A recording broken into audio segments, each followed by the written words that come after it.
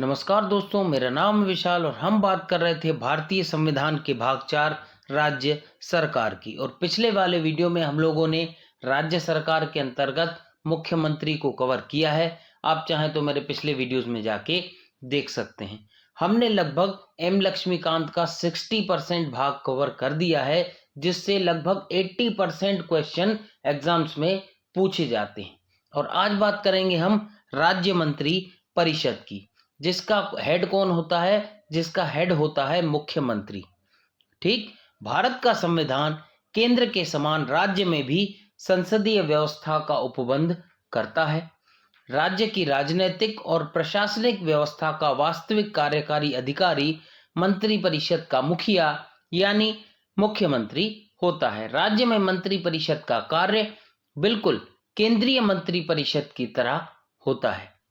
ठीक, संविधान में संसदीय व्यवस्था की सरकार के सिद्धांतों को विस्तार से नहीं समझाया गया, लेकिन दो अनुच्छेद 163 और अनुच्छेद 164 में कुछ सामान्य उपबंधों की चर्चा की गई है। अनुच्छेद 163 में राज्य मंत्री परिषद की स्थिति के बारे में बताया गया है, जबकि अनुच्छेद 164 में मंत्रियों के वेतन, भत्ते, शपथ, योग्यता, उत्तरदायित्व, कार्यकाल एवं नियुक्ति के बारे में बताया गया है। ठीक, अब बात करते हैं संवैधानिक प्रावधान की अनुच्छेद 163 की। राज्यपाल को सहायता एवं सलाह देने के लिए मंत्री परिषद। जिन बातों में इस संविधान द्वारा इसके अधीन राज्यपाल से यह अपेक्षित है कि वह अपने कृत्यों या उनमें से किसी को अपने विवेकानुसार करे, उन बातों को छोड़कर राज्यपाल को अपने कृत्यों का प्रयोग करने में सहायता और सलाह देने के लिए एक मंत्री परिषद होगी, जिसका प्रधान मुख्यमंत्री होगा। संविधान द्वारा जो चीजें निश्चित कर दी गई हैं कि भैया राज्यपाल इन चीजों पर अपने विवेकानुसार निर्णय लेगा, ठीक, उन चीजों को छोड़कर बाकी जो काम राज्यपाल करेगा उसकी सहायता और सलाह देने के लिए एक मंत्री परिषद होगी, जिसका प्रधान मुख्यमंत्री होगा। ठीक, बात करते हैं दूसरे की। यदि कोई प्रश्न उठता है कि कोई विषय ऐसा है जिस पर राज्यपाल को निर्णय लेना है, ठीक, यदि राज्यपाल ने उस पर निर्णय लिया तो वो निर्णय अंतिम होगा, उस पर कोई सवाल नहीं उठाया जाएगा।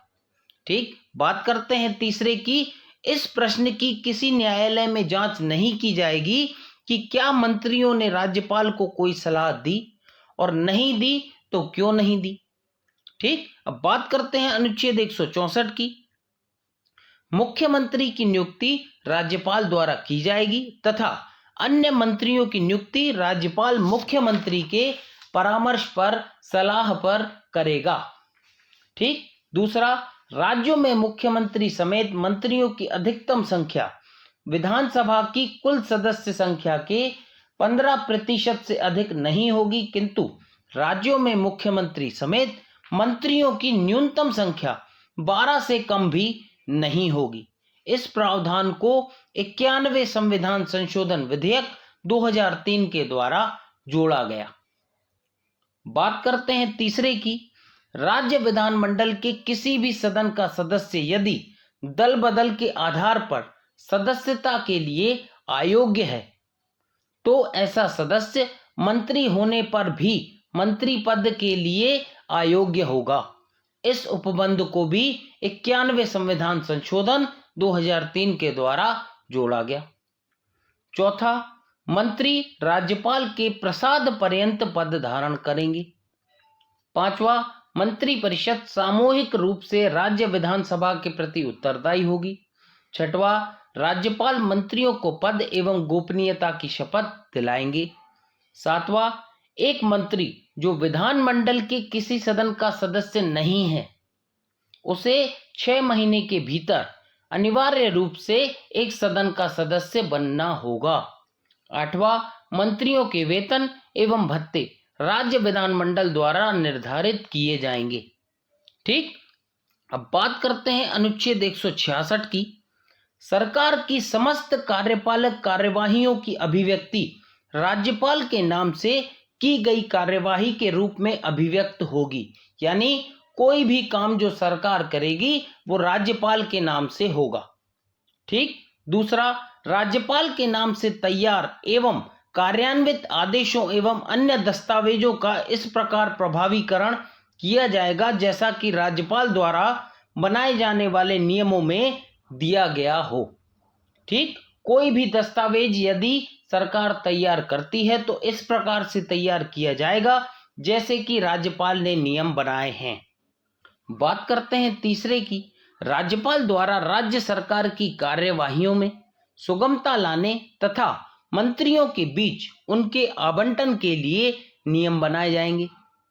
ठीक। अब बात करते हैं अनुच्छेद 167 की, 167 की। प्रत्येक राज्य के मुख्यमंत्री का यह कर्तव्य होगा कि वह मंत्रिपरिषद द्वारा राज्य के प्रशासन से संबंधित मामलों के लिए सभी निर्णयों तथा विधायन के प्रस्तावों के बारे में राज्यपाल को सूचना दे।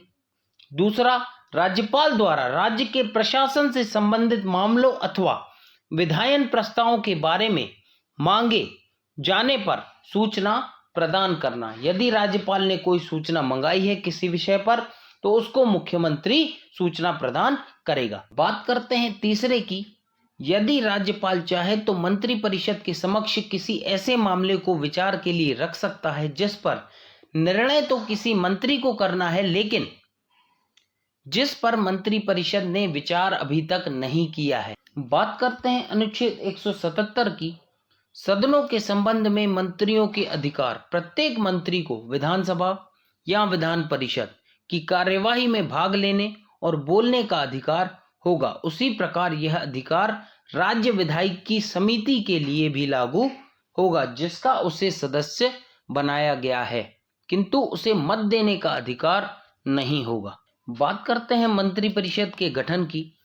संविधान में राज्य मंत्रिपरिषद के आकार एवं मंत्री के पद को अलग से विवेचित नहीं किया गया। मुख्यमंत्री समय और परिस्थिति के हिसाब से इसका निर्धारण करता है। केंद्र की तरह ही राज्य मंत्रिपरिषद के भी 3 वर्ग कैबिनेट, राज्य एवं उप मंत्री होते हैं। उनके पद, विशेष भत्ते और राजनीतिक महत्ता के हिसाब से उनमें विभेद होता है। इन मंत्रियों के ऊपर मुख्यमंत्री राज्य में सर्वोच्च शासकीय प्राधिकारी होता है। ठीक। कैबिनेट मंत्रियों के लिए राज्य सरकार के महत्वपूर्ण विभाग जैसे गृह, शिक्षा, वित्त, कृषि होते हैं।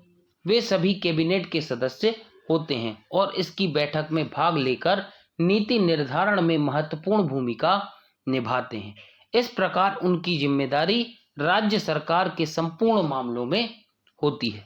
बात करते हैं राज्य मंत्रियों की। राज्य मंत्रियों को या तो स्वतंत्र प्रभार दिया जा सकता है या उन्हें कैबिनेट के साथ संबद्ध किया जा सकता है। ठीक। अब बात करते हैं पद के हिसाब से उप मंत्री इसके बाद आते हैं। किनके बाद? राज्य मंत्रियों के बाद। उन्हें स्वतंत्र प्रभार नहीं दिया जाता, उन्हें कैबिनेट मंत्रियों के साथ उनके प्रशासनिक, राजनीतिक और संसदीय कर्तव्यों के सहयोग के लिए संबद्ध किया जाता है। ये कैबिनेट के सदस्य नहीं होते और कैबिनेट की बैठक में भाग नहीं लेते। ठीक। अब बात करते हैं थोड़ी सी कैबिनेट की। मंत्रिपरिषद का एक छोटा सा मुख्य भाग कैबिनेट या मंत्रिमंडल कहलाता है। इसमें केवल कैबिनेट मंत्री शामिल होते हैं।